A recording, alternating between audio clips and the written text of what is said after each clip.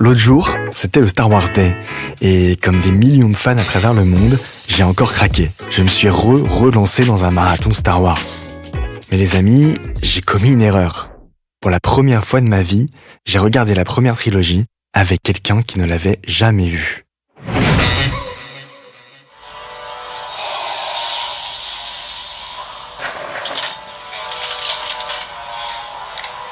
Tout allait bien jusqu'au retour du Jedi.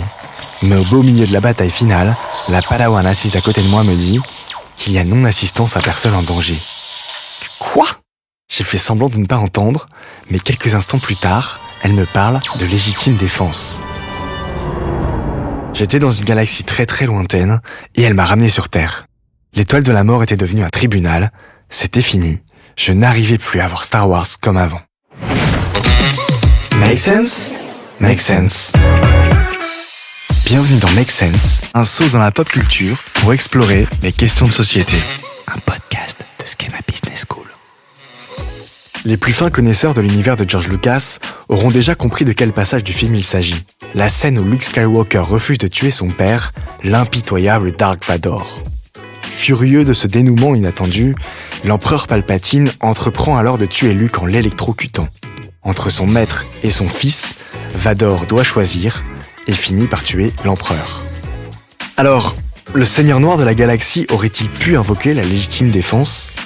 Pour le dire, et soulager mon esprit, j'ai invité Olivier Lasmol, professeur de droit à Schema Business School. Je suis d'autant plus heureux de le recevoir qu'il est un peu à l'origine de ce podcast. Son livre « Le droit pénal fait son cinéma », paru chez LexisNexis, décrypte en effet des concepts de droit pénal à travers des films. La personne idéale pour me parler de droit. Car dans l'univers de Star Wars ou dans le nôtre, certains concepts comme la légitime défense nous paraissent parfois évidents alors qu'ils ne le sont pas. Éclairons-nous du sabre laser le plus célèbre de la galaxie, celui de Dark Vador en personne. Bonjour Olivier Lasmol. Bonjour Kevin. Suis-je en train de passer du côté obscur de la force si je me demande si Dark Vador, l'incarnation absolue du mal, est innocent ? Oh, pas du tout. Le principe du droit pénal, c'est de prendre la défense de toute personne qui est inculpée, poursuivie. Depuis toujours, que ce soit les bourreaux pendant la Seconde Guerre mondiale qui ont été jugés à Nuremberg ou les tueurs en série aujourd'hui, les avocats ont toujours eu pour vocation de défendre ce qu'on peut parfois considérer comme indéfendable. Donc Dark Vador a tout à fait le droit d'être défendu comme n'importe qui d'autre. Il sera heureux. Donc, pour ceux qui n'auraient pas vu Star Wars, ou bien il y a longtemps, reconstituons la scène de crime.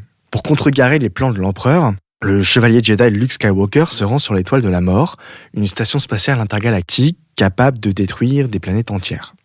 Rien que ça. C'est là qu'il se voit contraint d'y affronter à nouveau son père, Dark Vador. Armé de son sabre laser, Luke prend le dessus et lui tranche la main. Là, le sourire de l'empereur apparaît, il est ravi, il avait tout prévu. Ce grand freudien espère que Luke tuera son père et passera du côté obscur de la force. Mais patatras, Luke refuse. L'empereur voit rouge et veut alors tuer Luke en l'électrocutant. Luke est bientôt à bout de force et implore Vador de l'aider.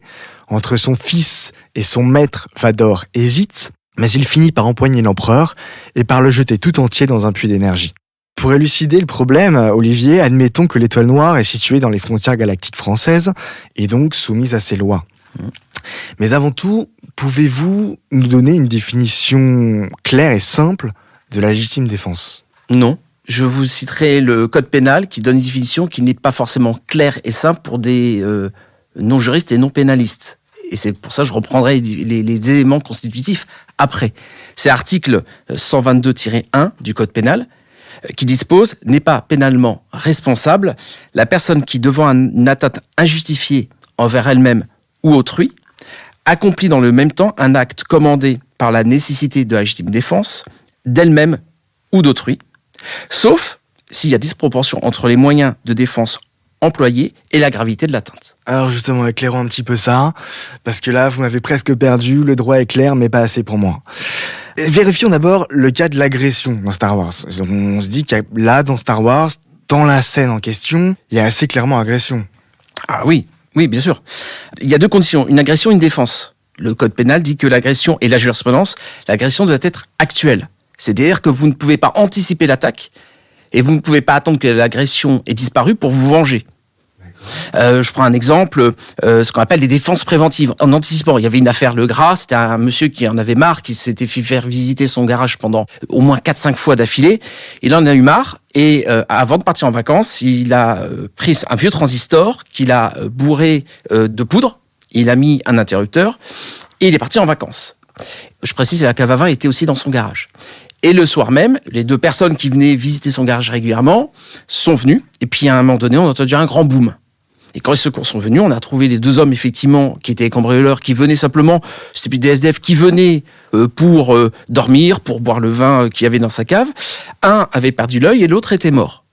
Bon, il se trouve que la légitime défense a été reconnue. Aujourd'hui, elle ne serait plus en l'état, parce que il y a des actes préventifs. C'est-à-dire que si vous vous amusez à piéger votre maison, votre appartement, en électrocutant toute personne qui viendrait parce que vous avez raccordé 2 fils électriques à votre porte, c'est interdit, c'est pas légitime défense. Vous anticipez. Et puis si la personne part en courant alors qu'elle vous a, par exemple, pointé sur vous une arme, puis finalement elle jette l'arme et elle part en courant, il n'y a plus de danger. Donc il n'y a plus d'actualité.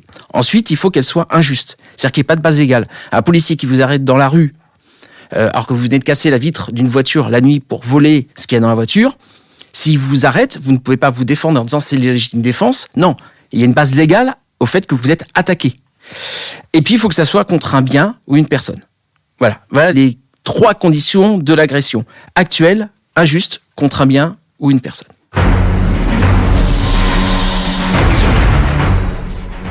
Jusque-là, l'accusé Dark Vador rentre dans le cadre de la légitime défense. Mais il faut aussi que la réponse soit proportionnée, je crois. Alors, oui, il faut d'abord qu'elle soit nécessaire. Et d'ailleurs, même la Cour européenne des droits de l'homme dit absolument nécessaire. C'est-à-dire qu'il n'y a pas d'autre moyen pour se soustraire au danger que de réagir. 1. Deuxièmement, il faut que ça soit effectivement, alors là, c'est le serpent de mer et qu'on entend en permanence, c'est la proportionnalité de la réponse. C'est-à-dire qu'il faut que la réponse ne doit pas être excessive. Elle doit être équilibrée au regard de l'attaque que vous subissez. Et donc, une personne âgée qui vous donne une claque, si la personne âgée fait 50 kilos tout mouillé, que vous faites 120 kilos et vous répondez par une claque, vous risquez de tuer la personne. Et c'est arrivé une fois, d'ailleurs, un directeur d'école est sorti, il y a eu une altercation avec des personnes âgées, la personne âgée, la dame a donné une baffe à cette personne, le directeur d'école a rendu la baffe, la personne est tombée, s'est cassé le col du fémur. Il n'y a pas eu de légitime défense parce qu'il y a eu disproportion. Qu'aurait-il dû faire ? Il aurait simplement dû éventuellement la repousser, parce que c'était une personne qui était éventuellement chanceante, qui était âgée, donc il y a toute la question de la proportion. Bon. Et puis la dernière chose, c'est que ça soit simultané, c'est-à-dire que ça doit être dans le même temps que l'attaque, ni avant ni après. Sinon on revient à ce que je vous disais, le fait que ce n'est plus actuel. Très bien. Mais alors justement, j'ai repassé du côté obscur, je vais me faire l'avocat du diable, ou plutôt de l'empereur. Comment être sûr que l'empereur va vraiment tuer Luke ? Est-ce qu'on peut pas penser que c'est simplement une façon de le provoquer pour qu'il le rejoigne ? Alors, les propos de la victime étaient pourtant très clairs. Il suffit de reprendre, tout simplement, si on reprend le synopsis, vient du côté de la force obscure, jamais, et puis il jette son sabre. Et qu'est-ce que lui répond l'empereur ? Jeune imbécile, tu vas mourir. Les propos sont limpides, tu vas mourir. Et là, il se déchaîne sur lui on voit des éclairs d'une intensité de plus en plus importante. Donc, l'issue de la situation ne pose aucune ambiguïté, aucune discussion possible. Il va le tuer. Point.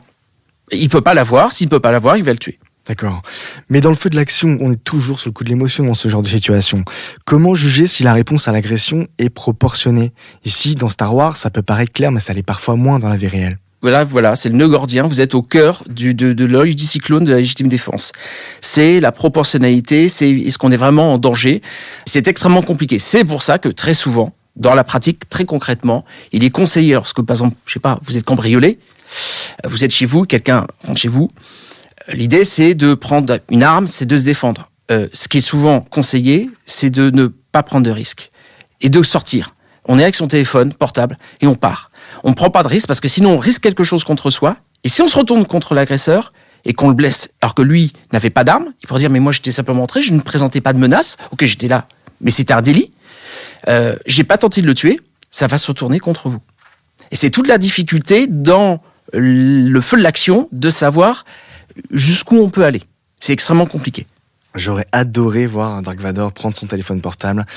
filmer la scène et quitter les lieux. Ah, non-assistance à personne en danger. On va y venir justement, Olivier. Mais ici, d'abord, personne n'agresse Vador. Est-ce que la légitime défense s'applique à lui alors que c'est Luke qui est en danger ? Moi, je pensais que la légitime défense ne s'appliquait qu'à la personne agressée. N'est pas pénalement responsable la personne qui, devant une atteinte injustifiée envers elle-même ou autrui. On a la réponse, c'est-à-dire que c'est pour soi ou pour un tiers. Vous vous baladez dans la rue avec une amie, un ami, elle se fait agresser, vous voyez quelqu'un se faire agresser, vous pouvez intervenir. Sinon, ça viendra en contradiction avec le non-assistance à personne en danger. Justement, dans le cas présent, Vador hésite longtemps avant d'intervenir. On voit Luke le supplier, on a plusieurs gros plans sur la tête de Luke. Luke agonise clairement et supplie son père. Si on innocente Dark Vador de l'assassinat de l'empereur, peut-on en revanche le condamner pour non-assistance en personne en danger, au moins provisoirement ? Alors, il n'y a pas de non-assistance à personne en danger provisoire. On voit simplement les résultats. C'est une obligation évidemment, de moyens. Vous ne pouvez pas obliger quelqu'un à sauver quelqu'un d'autre. L'une des conditions, c'est qu'il ne doit pas mettre sa vie en danger. Or là, il peut potentiellement mettre sa vie en danger. Il a une main en moins. C'est Dark Vador, je suis désolé de dire ça et de le faire tomber de son piédestal, mais il est quand même moins puissant que l'empereur, qui est le personnage le plus puissant de la trilogie. Donc, il prend un risque. Et puis, il y a le fait qu'il a été un peu le syndrome de Stockholm, il est passé du côté de la force obscure, il faut qu'il revienne du côté du bien petit à petit. Donc, le résultat, c'est qu'il a pris l'empereur, il l'a empoigné et il l'a neutralisé. Donc, il a fait le nécessaire pour porter secours à Luke. Donc a priori, Vador aurait été innocenté en France. Si effectivement on était dans ce qu'on appelle l'équivalent des eaux territoriales, dans l'espace, à bord d'un vaisseau, d'ailleurs maritime, l'aérien, on est très proche, c'est le pavillon français, si on peut dire, qui aurait prévalu, donc les tribunaux français. Et il y a des grandes chances, effectivement, que la légitime défense ne soit reconnue. Alors, il y avait d'autres chefs d'inculpation, attention. Je m'en tiens à la légitime défense, parce que Vador a quand même commis un certain nombre d'actes répréhensibles au regard du droit pénal. Mais de ce procès-là, il aurait été innocenté. Oui. Attention. Oui, mon point de vue. Maintenant, c'est ça qui est intéressant, c'est que je pourrais trouver en face de moi quelqu'un d'autre, un autre avocat, un autre juriste, qui tiendrait un autre discours. Parce que c'est tout l'intérêt, c'est l'interprétation des textes et l'intime conviction qu'on va essayer d'emporter chez le juge. Donc moi, je tiens ce discours. Mais peut-être que quelqu'un d'autre va essayer de tenir le discours contraire. Okay. Ça, c'est mon discours. Vous voyez, le droit, même quand on a tout compris, on n'a pas tout compris.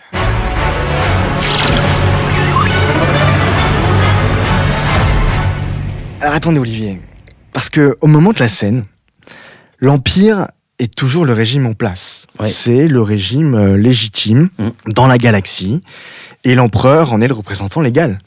Il représente l'ordre, il représente l'autorité. Dans ce cas-là, dans ce cadre-là, est-ce qu'on ne peut pas penser que Vador a commis un acte terroriste ? Alors, c'est pas un acte terroriste. C'est une atteinte éventuellement aux intérêts de la nation. La nation Star Wars.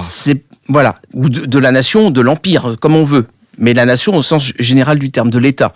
La question, c'est, l'empereur représente l'État et les forces de l'ordre, en quelque sorte, l'ordre. Or, et la jurisprudence le dit depuis toujours, qu'il y a une présomption de l'égalité des actes des forces d'autorité, la police, la gendarmerie, l'autorité. Et que donc, il est interdit de prévaloir la légitime défense contre elle. Mais c'est une présomption qu'on peut renverser. C'est-à-dire qu'on peut très bien démontrer que l'acte commis par, là, en l'espèce, l'empereur, n'était pas en conformité avec le droit pénal. Et donc, il y a tout un travail sur cette présomption de l'égalité des actes de l'empereur qu'il faut retourner et démontrer que ce qu'il a fait et on va dire, est exorbitant du droit. Bon, c'est compliqué, c'est quasiment impossible, et ça rappelle, évidemment, est-ce que l'usage de ces pouvoirs n'était pas disproportionné d'électrocuter un homme qui était à terre, qui était sans défense, il ne suffisait pas simplement d'appeler sa garde rapprochée. Et donc, là, la question se pose. Et c'est, en parallèle, ça rappelle des périodes, toujours les périodes de guerre, et entre autres la Seconde Guerre mondiale, les résistants étaient considérés comme, alors là, plus effectivement comme des terroristes, du moins comme ne pouvant pas dire que les Allemands ne représentaient pas l'État, puisqu'il y avait Vichy, et que Vichy représentait l'État. Et donc tout ce qui était fait contre Vichy était contre l'État. C'est toujours la difficulté d'où on se place et quel est l'État. Quel est l'État au moment où les actes ont été commis. D'accord, mais dans le cas de la Seconde Guerre mondiale, est-ce qu'on peut assimiler l'empereur au nazisme, finalement. Et, au maréchal Pétain. Au maréchal non pas Pétain. Que je suis en train de dire maréchal Pétain était la force obscure, c'est sur un plan juridique. Qui était le représentant de l'État? C'était le maréchal Pétain. Là, qui est le représentant de l'Empire? C'est l'empereur. Très bien. Et les résistants sont Luke Skywalker. Voilà. Ce sont d'ailleurs des résistants. Et on les fait passer pour des terroristes. Et ces terroristes deviendront des véritables résistants héros à partir du moment où le gouvernement tombera et qu'on rentrera dans quoi? La Troisième République. Et là, c'est exactement la même chose. Merci Olivier Lasmol. J'ai essayé de vous mettre en difficulté, mais j'y suis pas arrivé. Merci. On recommencera. Pas de souci, à votre disposition. Vous y voyez plus clair? Pour plus d'informations sur les travaux de recherche évoqués, vous pouvez consulter les sources dans le descriptif de cet épisode et sur le site schema.edu. Un autre épisode arrive bientôt, j'en connais déjà le thème et ça risque de vous plaire. Alors abonnez-vous, c'est le meilleur moyen d'être au rendez-vous. À bientôt!